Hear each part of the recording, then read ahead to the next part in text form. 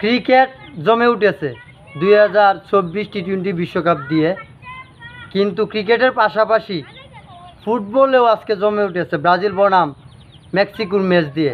আগামীকালকে আর্জেন্টিনার খেলা আছে, তবে ব্রাজিল যে ফর্মে ফিরেছে এটাই হলো আনন্দের বিষয়।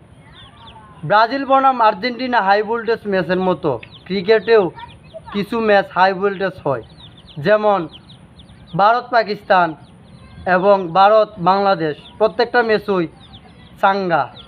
ঠিক আজকে 2000 টি-20 বিশ্বকাপে সন্ধ্যায় শুরু হবে ভারত বনাম পাকিস্তানের হাই ভোল্টেজ ম্যাচ। তবে পাকিস্তান ফর্মে নেই, দুর্বল স্বাগতিক আমেরিকার কাছেও সুপার ওভারে গত ম্যাচে হেরেছে। আজকে কি ঘুরে দাঁড়াতে পারবে চির প্রতিদ্বন্দ্বী ভারতের সাথে? এটাই হলো দেখার বিষয়। টি-20তে ফেভারিট হলেও পাকিস্তান তাদের টিম কম্বিনেশন তেমন সুবিধা নেই, ফর্মে নেই।